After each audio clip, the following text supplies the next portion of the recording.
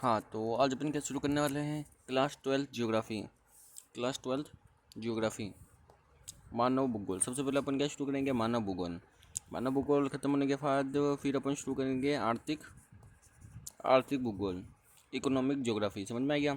Second book, सबसे पहले अपन first chapter देखेंगे, प्रकृति एवं विषय क्षेत्र। और आपको इस वीडियो के अलावा कुछ पढ़ने की ज़रूरत नहीं है। इसके बाद अपन PYQ की सीरीज चलाएंगे, उसमें और कंप्लीट कर लेंगे। इसके बाद कुछ नहीं आएगा, इसके बाहर कुछ नहीं आएगा। और सबसे पहले अपन क्या देखेंगे, सबसे पहले जो जर्मन भूगोल रहता है, कौन सा भूगोल रहता है, जर्मन भूगोल रहता। जर्मन भूगोल रहता क्या कहते हैं, जर्मन भूगोल रहता कहते हैं कि जो हमारी पृथ्वी है, हमारी जो पृथ्वी है, पृथ्वी के अंदर जो अपना देश है, देश को जीवित जीव की उपाधि देते हैं। जीवित जीव, समझ में आ गया, समझ में आ गया सर। जिस प्रकार अपने जो शरीर है, अपने शरीर में जो रक्त का संचार, मतलब कि खून को एक जगह से दूसरी जगह ले जाने के लिए क्या होती है, धमनियाँ। क्या होती हैं, धमनियाँ, आर्टरीज, धमनियाँ। उसी प्रकार एक देश को क्या माना, जीवित जीव। और जो उसमें मतलब कि जो परिवहन तंत्र है या परिवहन जाल है, क्या है, परिवहन तंत्र या सड़क, रेल मार्ग, जल मार्ग, जो परिवहन जाल है, उसको क्या माना, परिसंचरण की धमनियाँ। जो परिवहन जाल को क्या माना, धमनियाँ। समझ में आ गया सर। अब ये भी पढ़ लेते हैं। समझ में तो आ गया ना।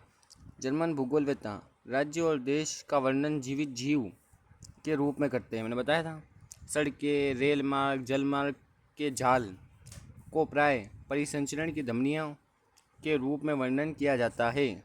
सिंपल है, इसमें तो कुछ ऐसा नहीं था। फिर आती है कुछ परिभाषाएं। क्या आती हैं, परिभाषा, जो आपकी किताब में लिखी हुई है। मानव भूगोल की 3 परिभाषाएं आपकी किताब में क्या हुई है, लिखी हुई है। समझ में आ गया, समझ में आ गया सर। सबसे पहले रेड जेल क्या कहते हैं, मानव भूगोल को। फिर आते हैं अपने LNC सैंपल। पहले LNC सैंपल रेड जेल की क्या थी, शिष्या थी। रेड जेल इनके गुरुजी थे। और लास्ट में आते विडाल डिला ब्लाश। सबसे पहले तो अपन जानते हैं कि मानव भूगोल क्या होता है, फिर इनकी परिभाषा देखते हैं। सबसे पहले मानव भूगोल क्या होता है, पृथ्वी और पृथ्वी पर निवास करने वाले मानव के बीच संबंधों का अध्ययन क्या कहलाता है, मानव भूगोल कहलाता है। समझ में आ गया, समझ में आ गया।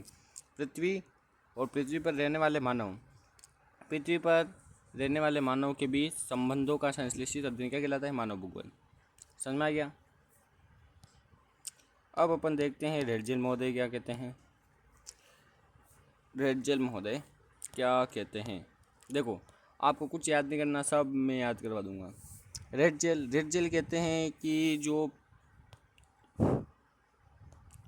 रेड जेल क्या कहते हैं, संश्लेषण पर जोर देते हैं।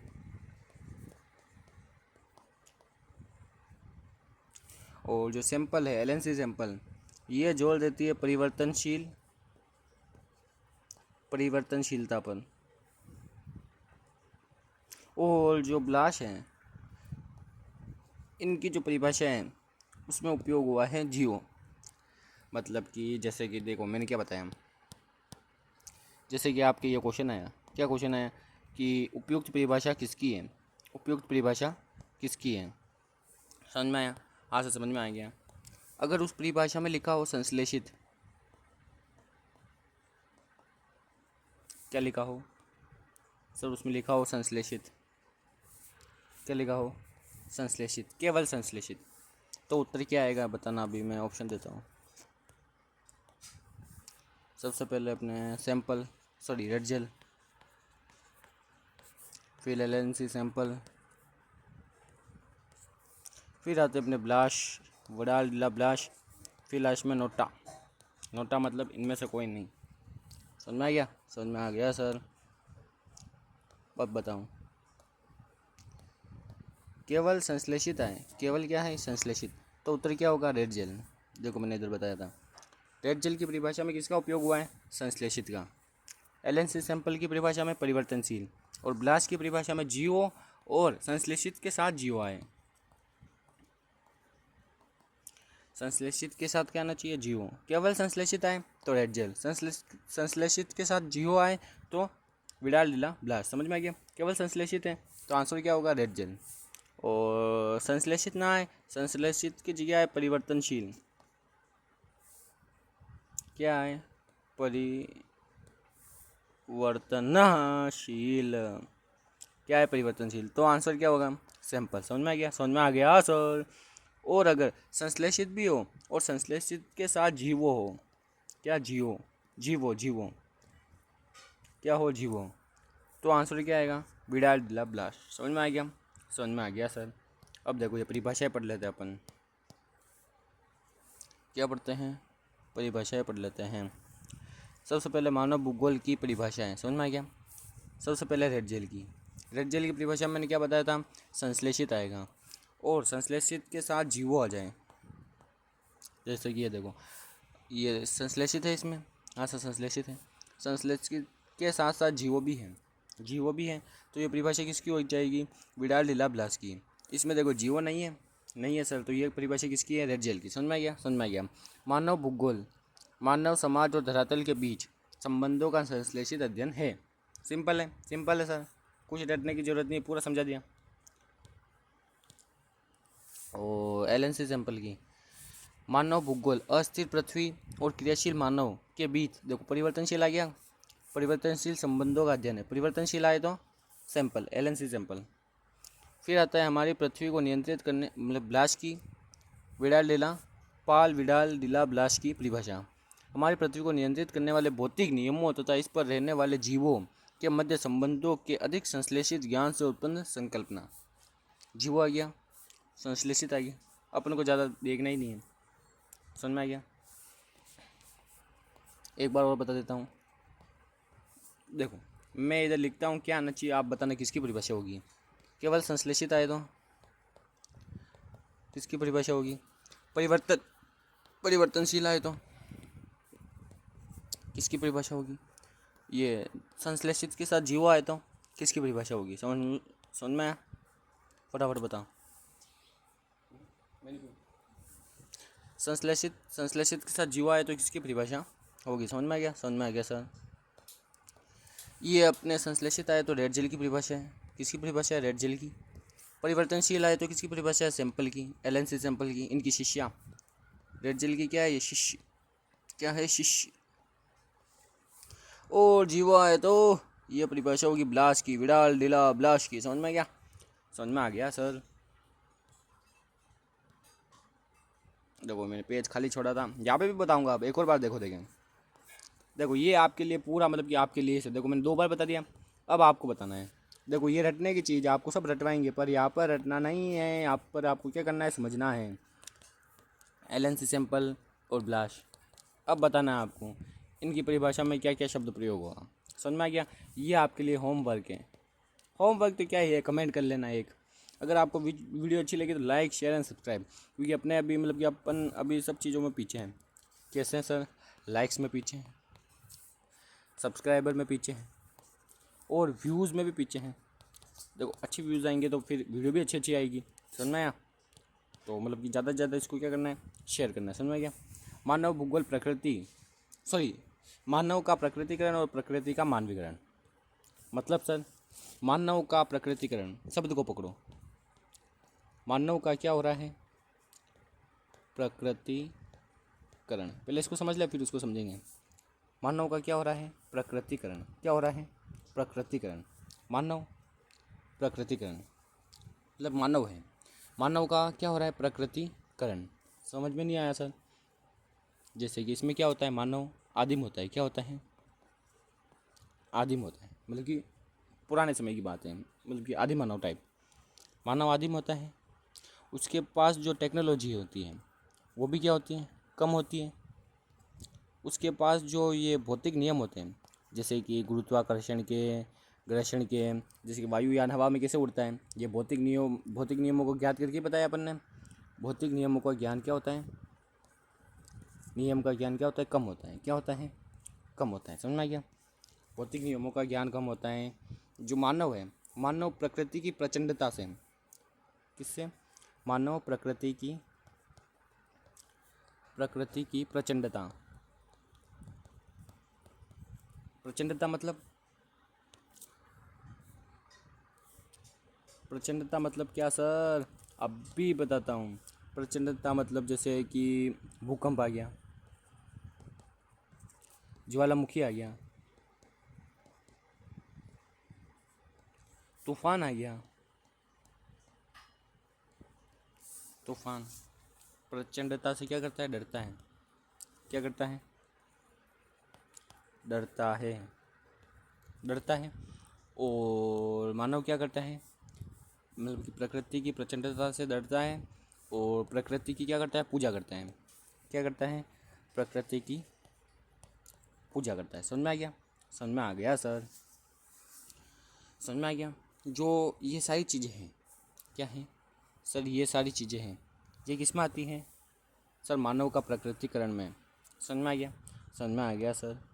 और इसको एक और नाम दिया जाता है, जो मानव का प्रकृतिकरण है, इसको कुछ नहीं किया अपन ने, बस मानव का प्रकृतिकरण की जगह इसको एक और नाम दे दिया, पर्यावरणीय निश्चयवाद।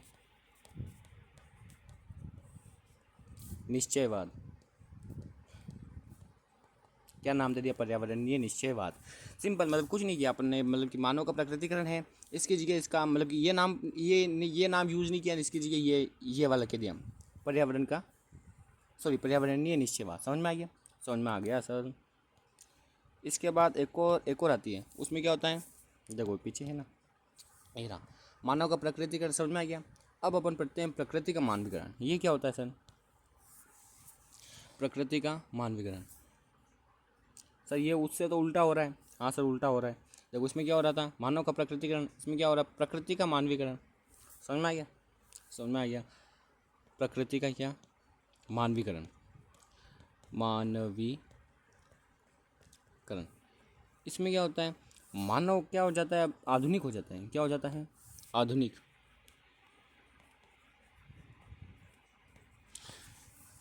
आधुनिक हो जाता है। उसके पास जो टेक्नोलॉजी है, टेक्नोलॉजी का ज्ञान क्या हो जाता है? ज़्यादा हो जाता है। मतलब कि उसके पास टेक्नोलॉजी ज़्यादा हो जाती है। जो उसके पास पहले भौतिक नियमों का ज्ञान कम था, अब वो क्या करता है? अपने आसपास देखता है और भौतिक नियमों, मतलब कि आसपास देखता है, मतलब कि कई सारे प्रयोग करता है, और उसके पास अब क्या हो जाता है? भौतिक नियमों का ज्ञान अधिक हो जाता है। टेक्नोलॉजी ज़्यादा, भौतिक नियमों का ज्ञान ज़्यादा। और और पहले वो क्या करता था? प्रकृति की प्रचंडता से डरता था, परंतु अब क्या करता है? अब वो क्या करता है? उसका निवारण करता है। क्या करता है? निवारण। सर कैसे निवारण? अब वो क्या करता है? इसका निवारण करता है। सर कैसे? अभी बताता हूँ। जैसे कि जैसे कि अपन एक उदाहरण लेते हैं। क्या लेते हैं? एक उदाहरण लेते हैं, कैसे वो निवारण करता है। जैसे कि पहले सूखा पड़ता था। क्या पड़ता था? सूखा। क्या पड़ता था? सूखा। पानी की कमी थी। परंतु अब मानव क्या करता है? अब मानव सूखे से बचने के लिए जो नदी है, नदी पर पहले ही बांध बना के रखता है, या नहर, जैसे इंदिरा गांधी नहर, आगे पढ़ाऊँगा मैं। हाँ, इंदिरा गांधी नहर में आगे पढ़ाऊँगा। नहर नहर के द्वारा क्या करता है? सिंचाई करता है, जिससे कि सूखे की जो, मतलब कि प्राकृतिक जो आपदा थी, क्या थी? प्राकृतिक आपदा। मतलब कि पृथ्वी की प्रचंडता से पहले डरता था, इसमें आप सूखा भी ले सकते हो, परंतु अब क्या करता है? अब वो उनका, मतलब कि डट कर सामना करता है, उसका निवारण करता है। समझ में आ गया? जैसे कि सूखा पड़ा तो उसने बांध से पानी ले लिया, या नहर नहर आ गई उसके इधर। समझ में आ गया? जैसे इंदिरा गांधी नहर। समझ में आ गया? निवारण करता है। और ये हो गया। और अपन ने क्या किया? और अपन ने पहले वालों को भी कुछ नाम दिया था, कुछ नहीं किया, बस एक और नाम दे दिया इसको। क्या नाम दे दिया? इसको एक और नाम दे दिया। सर कौन सा नाम दिया? अब भी बताता हूँ। इस पूरे को एक और क्या कर दिया? नाम दे दिया। कौन सा नाम दिया? संभववाद।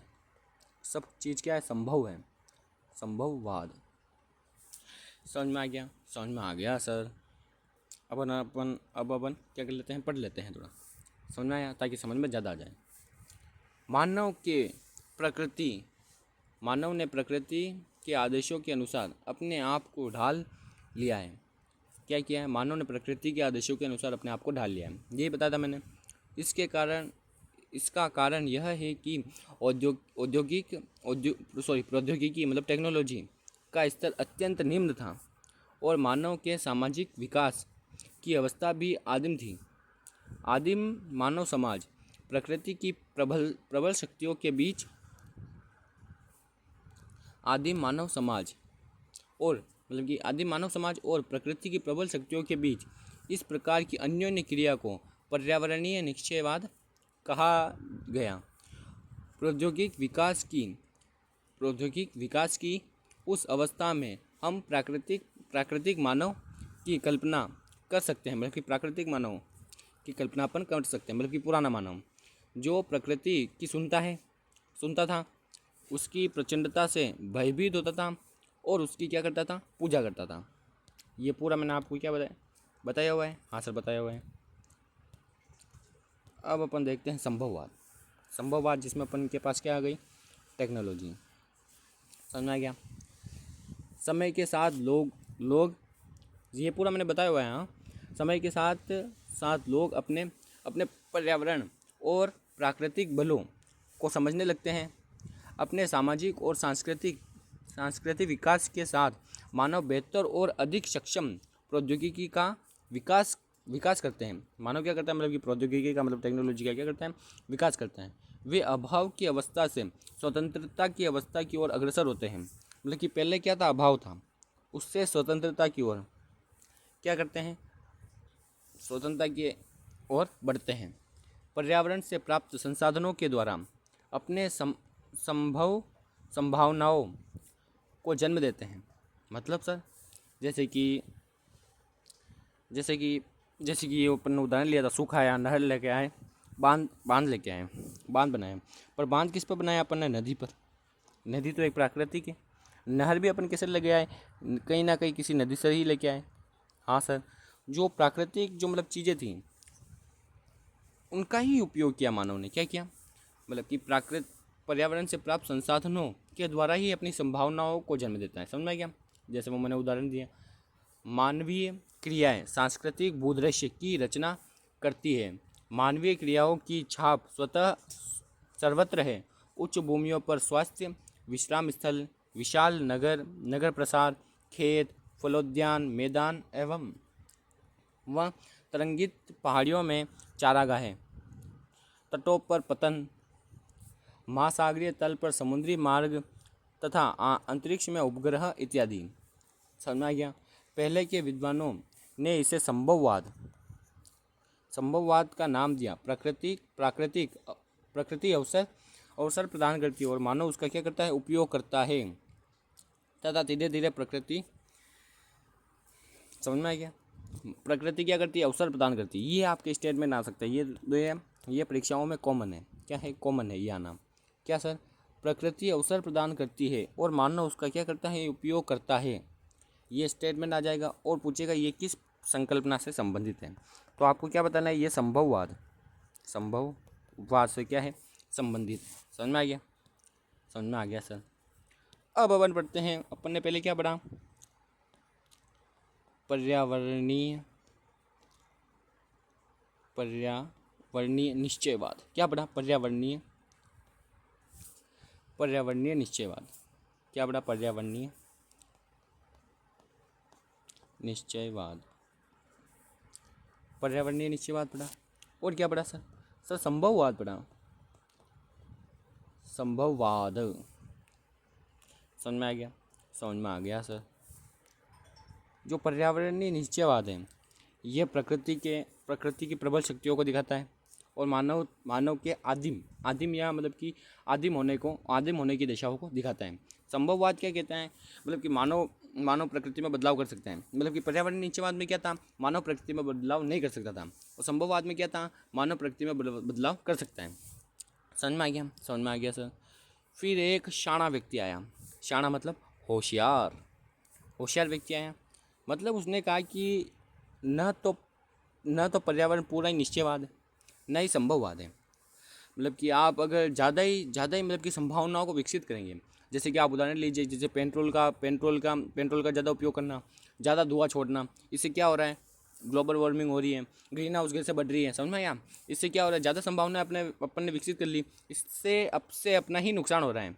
समझ में आ गया, समझ में आ गया। इसलिए उन्होंने कहा कि मध्यम मार्ग अपनाओ। क्या अपनाओ, मध्यम मार्ग। पर्यावरण ना ही तो संपूर्ण निश्चयवाद है और ना ही संभववाद है, इन दोनों के बीच में आपको बैलेंस करना होगा। जहाँ पर प्रकृति के लिए रुको, वहाँ पर आपको रुकना होगा।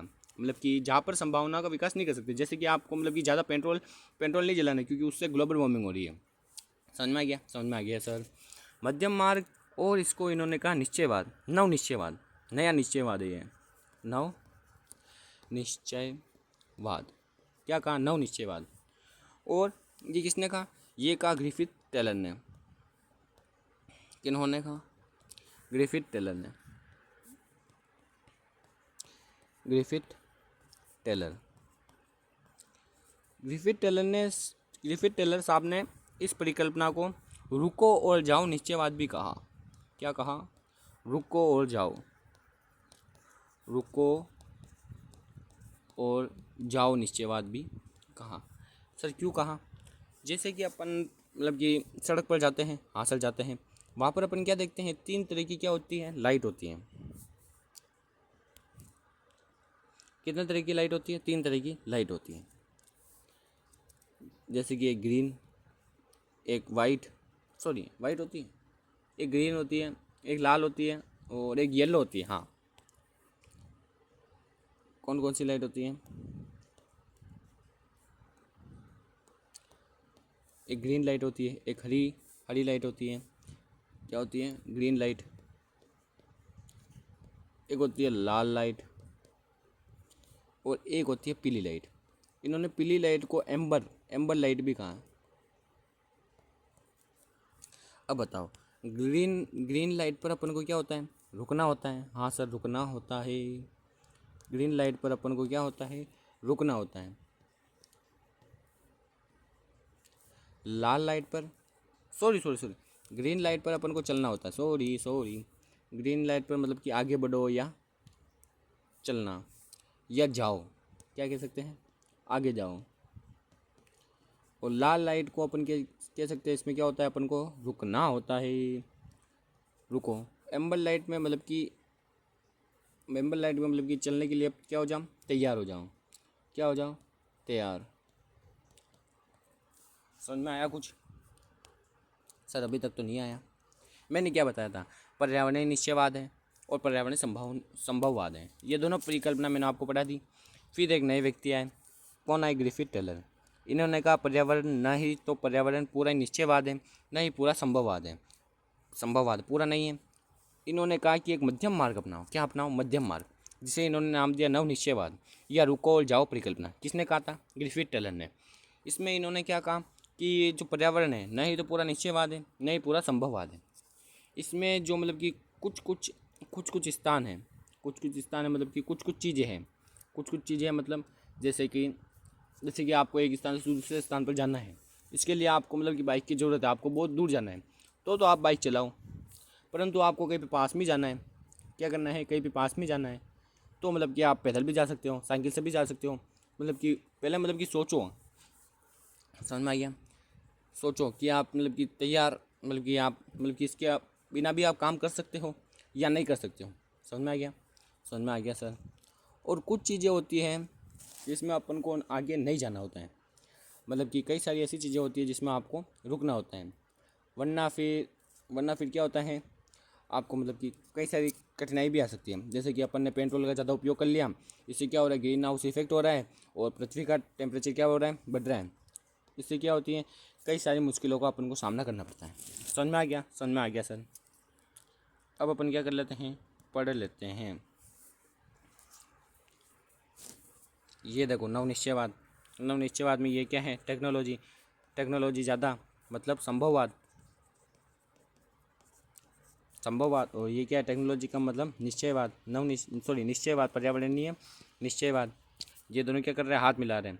मतलब कि ये दोनों मतलब कि मिलजुल के काम करेंगे, मतलब नवनिश्चयवाद। समझ में आ गया? समझ में आ गया सर। जो ये नवनिश्चयवाद, ये संकल्पना किसने दी? ग्रिफिथ टेलर ने। समझ में आ गया? अब देखो, भूगोलवेत्ता ग्रिफिथ टेलर ने एक नई संकल्पना प्रस्तुत की जो दो विचारों पर्यावरणीय निश्चयवाद और संभववाद के बीच मध्यम मार्ग को परिलक्षित करता है। उन्होंने इसे नव निश्चयवाद अथवा रुको और जाओ निश्चयवाद का नाम दिया। आप में से जो नगरों में रहते हैं और जो नगर देख चुके हैं ज़रूर जानते होंगे कि चौराहे पर यातायात को नियंत्रित करने के लिए 3 लाइट लगाई जाती है। समझ में आ गया? उन तीनों लाइट का मतलब मैंने आपको बता दिया है। समझ में आ गया? समझ में आ गया सर। अब देखो चैप्टर का नाम क्या था? मानव भूगोल प्रकृति एवं विषय क्षेत्र। क्या नाम था? मानव भूगोल प्रकृति एवं विषय क्षेत्र।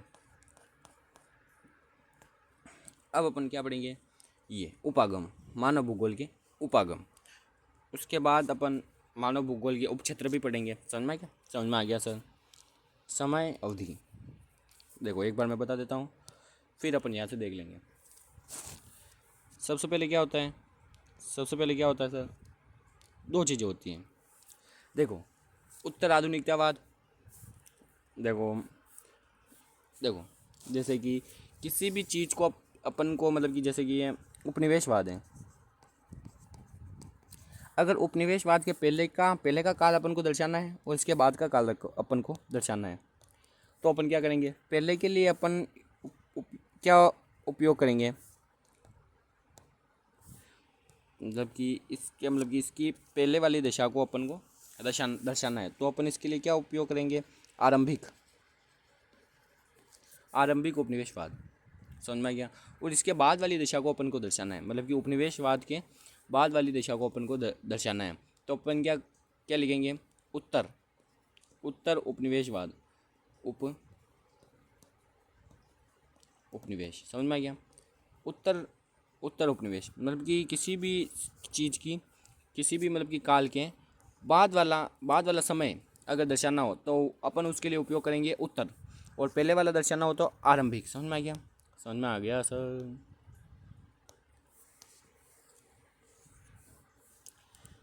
और समझ में आ गया ना ये? हाँ सर। तो अपन को उपनिवेशवाद के पहले वाले समय को अपन को दर्शाना है, तो उसके लिए अपन क्या उपयोग करेंगे? आरंभिक उपनिवेशवाद। और उसके बाद वाले समय को अपन को दर्शाना है तो उत्तर उपनिवेशवाद। समझ में आ गया? समझ में आ गया सर। फिर आपको कुछ नहीं करना है, आपको मैं बोलूँ जो करना है। क्या करना है सर? कुछ नहीं करना है आपको, केवल क्या करना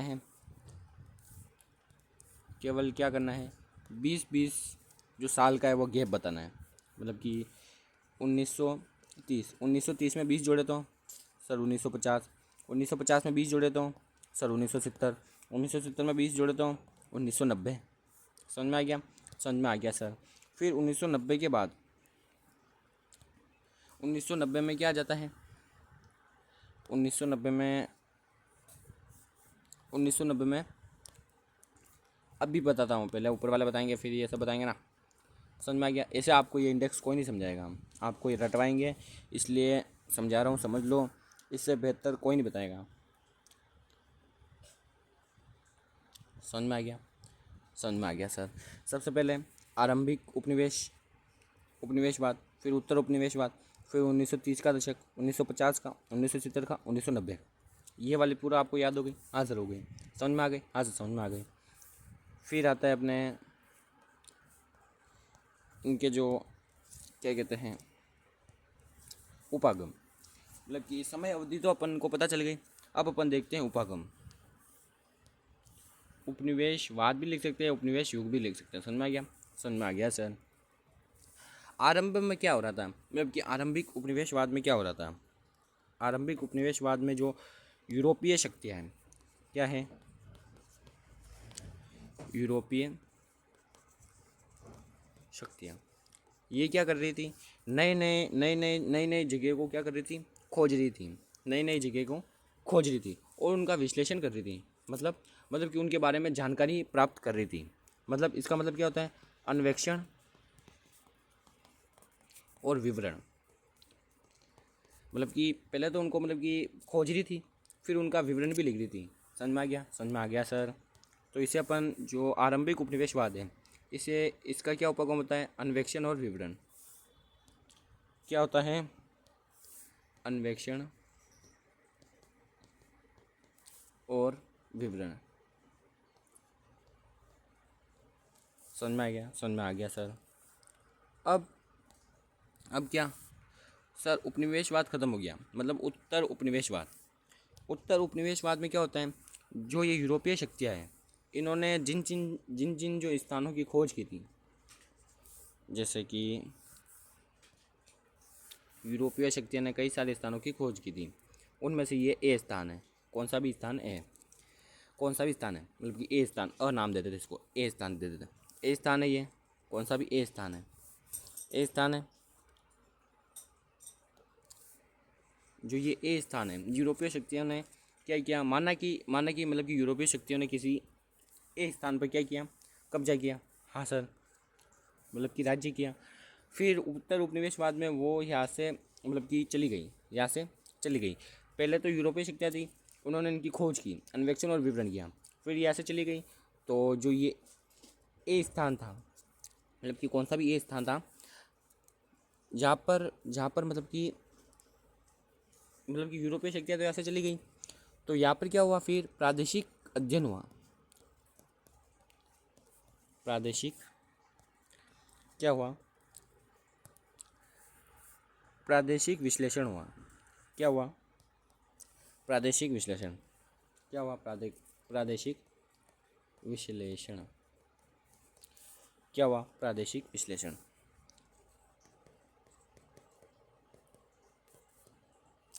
प्रादेशिक विश्लेषण, क्या हुआ, प्रादेशिक विश्लेषण। फिर 1930, 1950, 1930, 1950, 1970, 1990, ये देखो, ये तो एकदम सिंपल है। इसमें क्या हुआ, प्रादेशिक विश्लेषण हुआ। फिर प्रादेशिक के बाद इन्होंने क्या किया, क्षेत्रीय अध्ययन किया। इन्होंने क्या, पूरे पूरे पूरे पूरे मतलब कि पूरे स्थान का अध्ययन किया। मतलब कि ये कोई देश है, हाँ ये कोई देश है, इसने सबसे पहले पूरे देश का अध्ययन किया, मतलब कि पूरे देश का विश्लेषण किया। तो उसे अपन ने क्या कहा, प्रादेशिक। देखो इसमें प्रादेशिक में आ ही रहा है देश, प्रादेशिक में देश आ रहा है, इसलिए पूरे देश का अध्ययन किया। फिर इन्होंने क्या किया, कई सारे स्थान, मतलब कि कई सारे स्थानों का अध्ययन किया, मतलब क्षेत्रीय अध्ययन किया, मतलब कि क्षेत्रीय अध्ययन क्या किया, क्षेत्रीय अध्ययन किया, मतलब कि किसी एक क्षेत्र का अध्ययन किया, केवल इस क्षेत्र का क्या किया, अध्ययन किया। तो क्या कहेंगे इसको, क्षेत्रीय विश्लेषण या क्षेत्रीय विश्लेषण किया। समझ में आ गया, समझ में आ गया सर।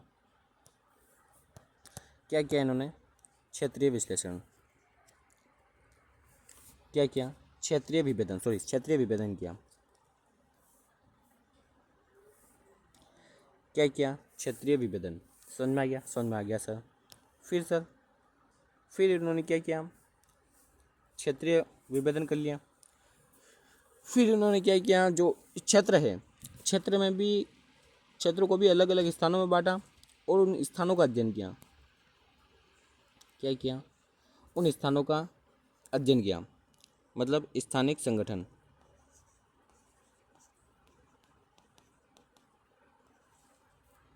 स्थानिक संगठन। सबसे पहले पूरे देश का अध्ययन किया, फिर किसी क्षेत्र का अध्ययन किया, फिर किसी एक स्थान का अध्ययन किया। ऐसे आपको याद रखना है। समझ में आ गया?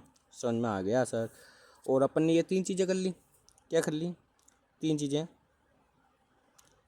कर ली। देखो, सबसे पहले प्रादेशिक अध्ययन, फिर मैंने क्या बताया था? क्षेत्रीय अध्ययन, क्षेत्रीय विभेदन, फिर आता है स्थानिक संगठन,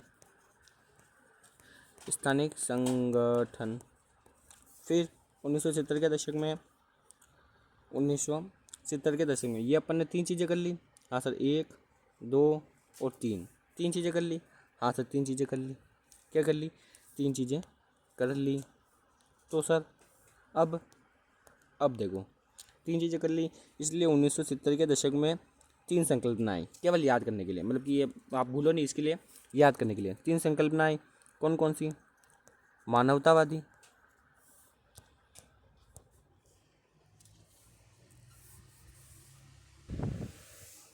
कौन कौन सी संकल्पनाएं? देखो, मानवतावादी, आमूलवादी और व्यवहारवादी।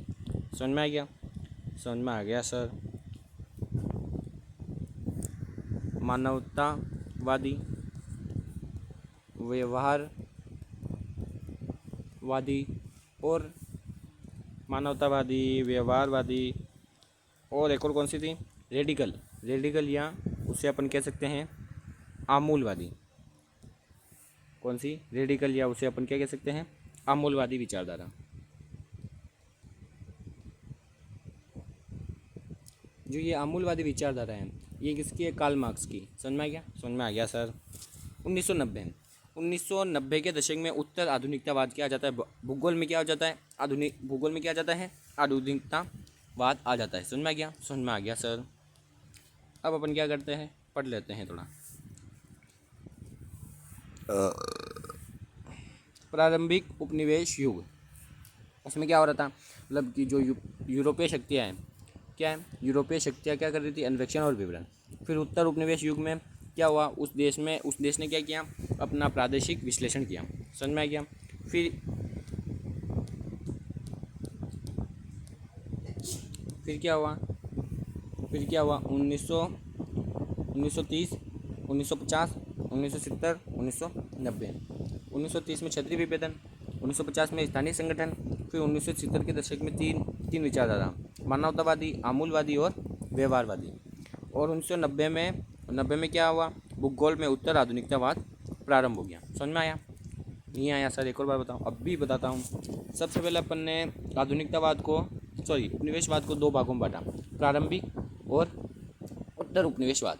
फिर 1930 का दशक, 30 में 20 जोड़े तो 50, 50 में 20 जोड़े तो 70, 70 में 20 जोड़े तो 90। समझ में आ गया? समझ में आ गया सर।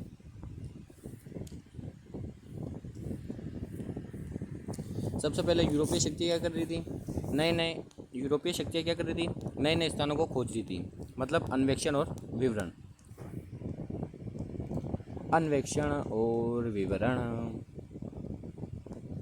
फिर उत्तर उपनिवेशवाद में क्या हुआ? प्रादेशिक विश्लेषण। फिर 1930 के दशक में क्षेत्रीय विभेदन।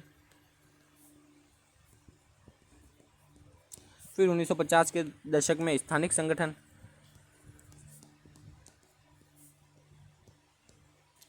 स्थानिक संगठन।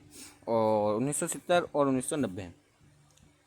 1990 के दशक में मैंने क्या बताया था कि अपन ने मतलब याद करने के लिए अपन ने 3 चीज़ें देख ली है, प्रादेशिक, क्षेत्रीय और स्थानिक। ये 3 चीज़ें अपन ने देखी, इसलिए यहाँ पर क्या लिखनी है? 3 विचारधाराएं लिखनी है। कौन कौन सी? एक मानवतावादी, एक व्यवहारवादी और एक आमूलवादी। समझ में आ गया? समझ में आ गया सर। 1990 में क्या हुआ? भूगोल में उत्तर आधुनिकतावाद प्रारंभ हो गया। समझ में आ गया? भूगोल में उत्तर आधुनिकतावाद। समझ में आ गया? समझ में आ गया सर। देखो, मैंने यहाँ पर छोड़ा था यार बताने के लिए आपको, पर वाह। भूल गया, इधर ही लिख लिया। समझ में तो आ गया ना, हाँ से समझ में आ गया। देखो एक बार अपन मोटा मोटा रिवीजन कर लेते हैं। क्या कर लेते हैं, मोटा मोटा रिवीजन। सबसे पहले अपन ने क्या पढ़ा, निश्चयवाद। मतलब कि सबसे पहले तो वो क्या कहते हैं उसको, जीवित जीव की उपाधि, जर्मन भूगोलवेत्ता। परिसंचरण परिसंचरण तंत्र की धमनियाँ किसे कहते हैं, परिवहन जाल को। फिर अपन ने क्या देखा, निश्चयवाद, पर्यावरणीय निश्चयवाद। फिर अपन ने देखा संभववाद। संभववाद में मानव आधुनिक हो जाता है, ये निश्चयवाद में मानव आदिम रहता है, प्रकृति की पूजा करता है, वो सब देखा। फिर संभववाद। फिर अपन ने देखा नव निश्चयवाद, ग्रिफिथ टेलर लेके आए, रुको जाओ निश्चयवाद, 3 लाइटें, निश्चयवाद। और फिर अपन ने क्या देखा, फिर अपन ने क्या देखा, फिर अपन ने देखे ये उपागम। क्या देखे, ये समय अवधि और उपागम। समझ में आ गया, समझ में आ गया सर। इसमें एक चीज़ रह रही है, क्या दे रही है, जो मतलब कि इसके उपक्षेत्र है, किसके, मानव भूगोल के जो ये उपक्षेत्र है, क्या बाकी रह रहे हैं, मानव भूगोल के उपक्षेत्र। समझ में आ गया, समझ में आ गया सर। सबसे पहले मानव भूगोल के क्षेत्र देखते हैं, फिर उन क्षेत्रों के भी क्या देखते हैं, उपक्षेत्र देखते हैं। समझ में आ गया, समझ में आ गया सर। सबसे पहले अपन देखते हैं मानव भूगोल के क्षेत्र इधर बताऊंगा, फिर उपक्षेत्र उधर। समझ में आ गया, समझ में आ गया सर। सबसे पहले मानव भूगोल के क्षेत्र। सबसे पहले सामाजिक भूगोल, सामाजिक भूगोल। समझ में आ गया, समझ में आ गया सर। इसमें कौन कौन से उपक्षेत्र हैं सर, इसमें कई सारे उपक्षेत्र हैं। जैसे समाज में रहने के लिए आपको व्यवहार बनाना पड़ता है, इसलिए मतलब कि याद करने के लिए व्यवहारवादी भूगोल। फिर समाज में रहने के लिए आपको सामाजिक कल्याण भी करना पड़ता है, इसलिए सामाजिक कल्याण का भूगोल, सामाजिक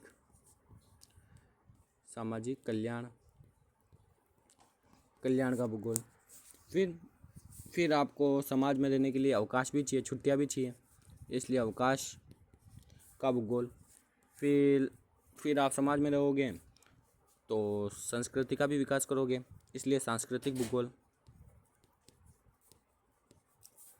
फिर आता है लिंग भूगोल। फिर क्या आता है, फिर आता है सर ऐतिहासिक भूगोल।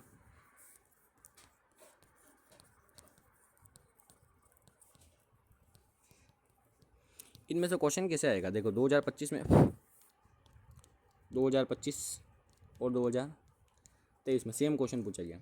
कब, 2025 और 2023 कि आर्थिक, क्या क्वेश्चन था, आर्थिक भूगोल के उपक्षेत्रों के नाम बताइए। तो आर्थिक भूगोल के उपक्षेत्रों के आपको क्या बताने थे, नाम बताने थे। अगर सामाजिक भूगोल आता तो आपको ये बताने थे, और आर्थिक भूगोल आया तो आपको अभी मैं आगे बताऊंगा वो नाम बताने थे। फिर आता है चिकित्सा भूगोल। समझ में आ गया, आपको कुछ नहीं करना है, एक दो याद करने, वो तो हो जाएंगे वैसे।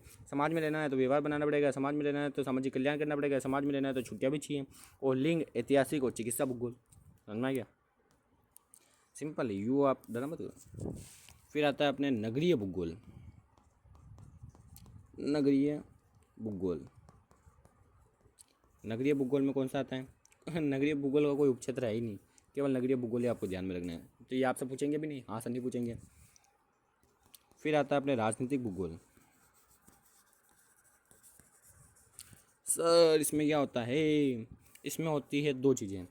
एक तो निर्वाचन भूगोल, निर्वाचन भूगोल को अपन क्या कहते हैं, सिफोलॉजी भी कहते हैं, क्या कहते हैं, सिफोलॉजी भी कहते हैं, निर्वाचन भूगोल। और एक होती है सैन्य भूगोल। कौन सी, सैन्य भूगोल।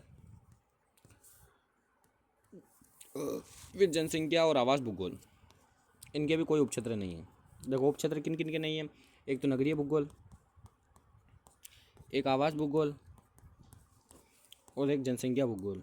देखो आप इनको सिंपल में भी याद कर सकते हो। नगर में क्या होती है, जनसंख्या, और जनसंख्या किस में निवास करती है, आवास में। सिंपल है, इन तीनों के ही क्या नहीं है, ये नहीं है। ये क्या सर, ये क्या, ये अरे ये क्या, ये उपक्षेत्र नहीं होते हैं क्या यार, इतना सिंपल ही नहीं समझते हैं क्या फायदा। वाह, देखो इधर देखो, अब सबसे इंपॉर्टेंट जो मैंने बताया था 2 बार पूछा गया है, कौन सा, आर्थिक भूगोल के उपक्षेत्र हैं। ये इंपॉर्टेंट है क्योंकि ये 2 बार पूछा गया है, लगा 2 साल, मतलब कि 1 साल छोड़ के 1 साल।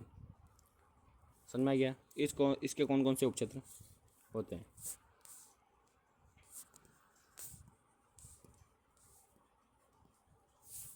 सर इसको ऐसे, हाँ ये इम्पोर्टेंट है तो ऐसे भाई साहब। सबसे पहला होता है संसाधन भूगोल। इसमें आर्थिक भूगोल में वो आएंगे जो मतलब कि अर्थव्यवस्था से संबंधित हैं। क्या आएंगे? संसाधन भूगोल। फिर आएगा आपका कृषि भूगोल। फिर आप क्या आएगा? औद्योगिक भूगोल। फिर आप क्या आएगा? विपणन भूगोल। टेंशन मतलब अभी याद भी करूँगा इनको। विपणन भूगोल। फिर आप क्या आएगा? पर्यटन भूगोल। फिर आप क्या आएगा? इंटरनेशनल इंटरनेशनल ट्रेड ट्रेड का भूगोल। समझ में आ गया? अंतर्राष्ट्रीय व्यापार का भूगोल। अभी याद करवाते हैं आर्थिक भूगोल के उपक्षेत्र। आर्थिक भूगोल के उपक्षेत्र अपन को क्या करने हैं? याद करने हैं। सबसे पहले मानना कि आर्थिक भूगोल स्टार्ट होती है कृषि से। कृषि से कैसे स्टार्ट होती है? मतलब कि प्राथमिक क्रिया किस पर निर्भर होती है? कृषि पर। इसलिए कृषि। कृषक ने क्या उगाया? गेहूँ उगाया। क्या उगाया? गेहूँ। क्या उगाया? गेहूँ उगाया। गेहूँ उगाया तो गेहूँ तो अपने पास रखेगा नहीं, मतलब कि रखेगा पर कम रखेगा, बेचेगा भी। बेचेगा तो उसने किसी उद्योग को दे दिया। क्या दे दिया? किसी उद्योग या विनिर्माण उद्योग, सेकेंडरी, मतलब कि द्वितीय द्वितीय क्रियाकलाप में आता है ये, आगे पढ़ाऊंगा मैं ये सब। कृषक ने क्या किया? अपना जो गेहूँ था वो किसी उद्योग या किसी मतलब कंपनी में दे दिया। उस कंपनी ने क्या किया? उस गेहूँ का क्या बनाया? आटा बनाया और उसको थैली में पैक वैक करके मस्त एकदम सिस्टम सेट करके क्या किया उसने? उसका व्यापार कर लिया। क्या कर लिया? व्यापार, मतलब कि दूसरों को बेच दिया। बेचना मतलब व्यापार, क्रय या विक्रय। क्या कर लिया? व्यापार। व्यापार को अपन कहेंगे विपणन। क्या कहेंगे? विपणन। समझ में आ गया? समझ में आ गया सर, समझ में आ गया। व्यापार कर लिया तो व्यापार से क्या होता है? फ़ायदा होता है, मतलब आपके पास क्या आता है? संसाधन आते हैं। क्या आते हैं? आपके पास संसाधन आते हैं। जब आपके पास संसाधन आए, मतलब कि अगर आपके पास पैसा है तो आप क्या करोगे? सर घूमने जाएंगे। तो यही तो बात है, पर्यटन। पर्यटन करोगे आप? हाँ सर हाँ। फिर आपने क्या किया? आपको ज़्यादा फ़ायदा हुआ। क्या हुआ? ज़्यादा ही फ़ायदा हो गया। कम फ़ायदा हुआ तो आप घूमने चले गए। आपको ज़्यादा फ़ायदा हुआ तो आपने सोचा कि भारत में ही क्यों बेचूं मैं, मतलब कि केवल भारत में ही क्यों बेचूं, मैं दूसरे देशों में भी बेचूंगा। तो आपने क्या किया? अंतर्राष्ट्रीय व्यापार किया। व्यापार, अंतर्राष्ट्रीय व्यापार। समझ में आ गया? समझ में आ गया सर। तो ये हो गए आपके सारे उपक्षेत्र। तो मैंने कहा था इंपॉर्टेंट मैं बताऊंगा, समझा भी दिए, आपको याद भी हो गए होंगे। सबसे पहले कृषि कृषि भूगोल, फिर आता है उद्योग भूगोल, फिर आता है अपने के विपणन भूगोल, फिर आपके आता है संसाधन भूगोल, फिर आपके आता है पर्यटन भूगोल, फिर आपके आता है अंतर्राष्ट्रीय व्यापार का भूगोल। समझ में आ गया? समझ में आ गया सर।